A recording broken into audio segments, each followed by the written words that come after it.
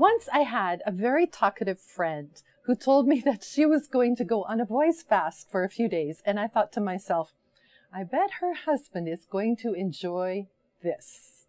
Well, today we are going to look at 1 Corinthians 14, which very famously says in verse 34, women should remain silent in the churches.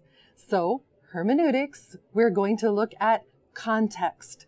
The verse immediately before this is verse 34, the verse immediately before this in verse 33 says, God is not a God of disorder, but of peace, as in all the congregation of the saints. So our context is order or disorder, and specifically in church services. So this is disorder in our church services being corrected. Women in that day were typically uneducated. And as we know, we look around our own society, we can see that typically the uneducated lack discipline.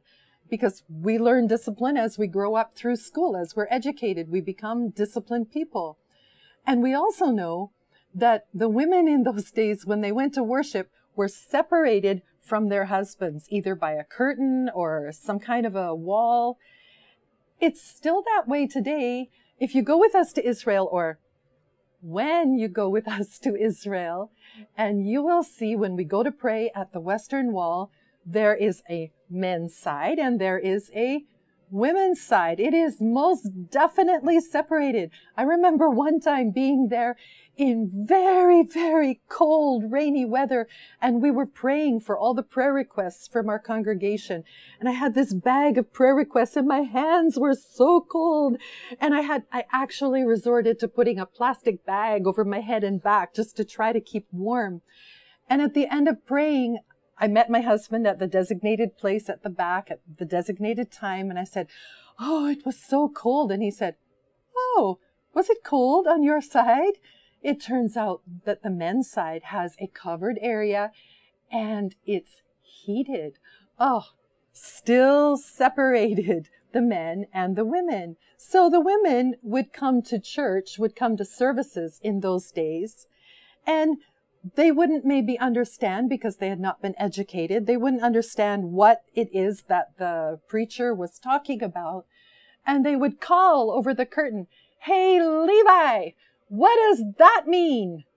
And Paul was saying, women, remain silent in church. Ask your husbands at home. And the word remain silent is the word sigaw. And it means avoid disorder. Now, for us in the Philippines, it's funny that the word sigaw means to remain silent. But Paul uses the exact word for avoiding disorder every time he talks about order in the church. In the same chapter, he's talking about if someone is going to bring a word and there's a word in tongues and there's no interpreter, he should stop because he wants to avoid disorder. He's using the same word when he talks about if someone's prophesying and someone else speaks up, one of them should stop to avoid disorder. It's the same.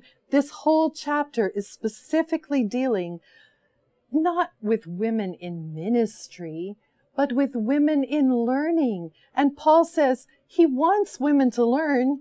He just doesn't want them to disrupt the services in order to do so. Disorder is a shame in God's house. If right now you were in church and you saw some children right in front of you talking during the sermon, what would you say to those kids? Shh, the sermon is going on. Listen to God's word.